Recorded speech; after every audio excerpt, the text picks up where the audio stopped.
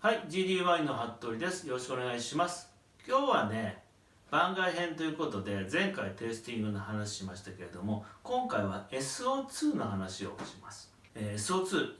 アリュー酸、それから二酸化硫黄と呼びますけれども、ワイン買うと大体ラベルの後ろに、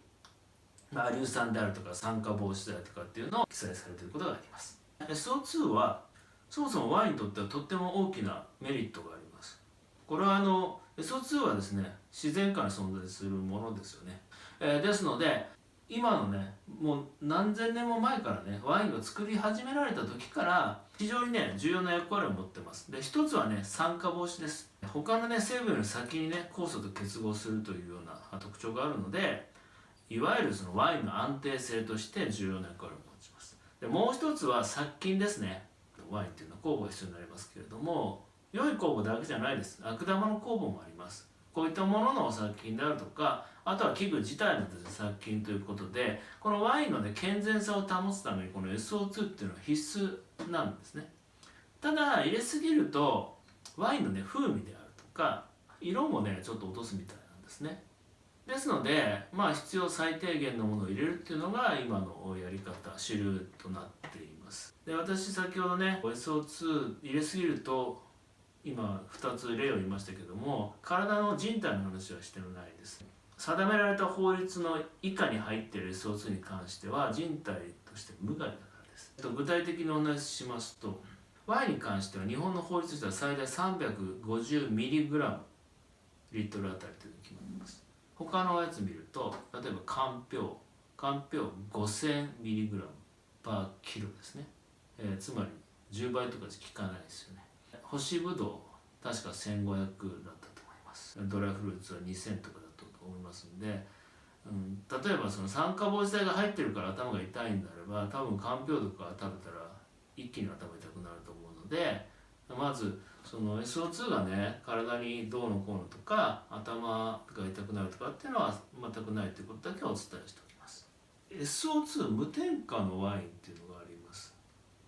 表記としてね。でこれね、今日持ってきてるこれスペインのワインなんですけど、これ SO2 無添加で作られたワインですけど、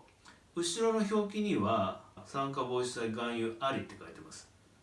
これはねちょっとトリックなんですけど、日本の法律が厳しいです。10mg パーリットル以上入っているものに関してはその表記をしなさいってことになってます。ということは SO2 をね醸造の時に入れなくても普通に作ってるワインであれば自然界に存在するもので 10mg は超えてしまいます。恐ろしいのは日本でね、この酸化防止剤無添加っていう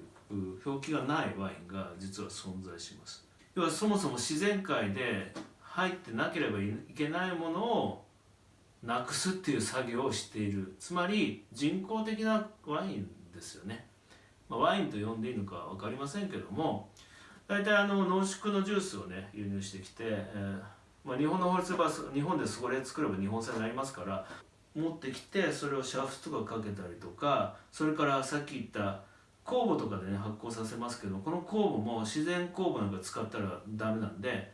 培養酵母で SO2 がねあんまり出ないようなものを使ったりとか、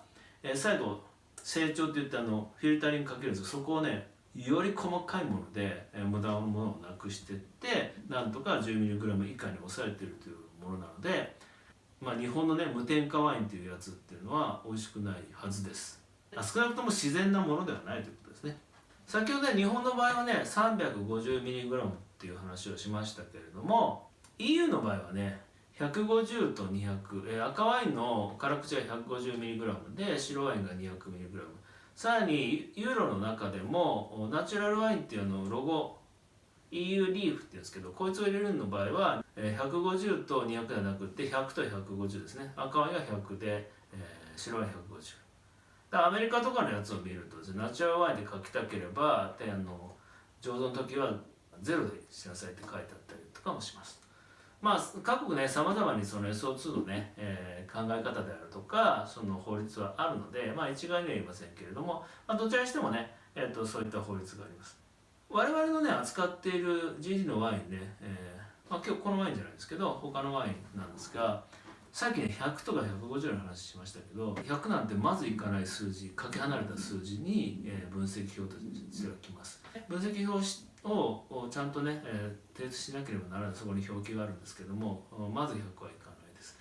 で我々の扱っている契約しているですねワイナリーに関しては、自然に作ってって、その土地のね良さを生かすということなので、当然ね科学的なものっていうのを極力控える、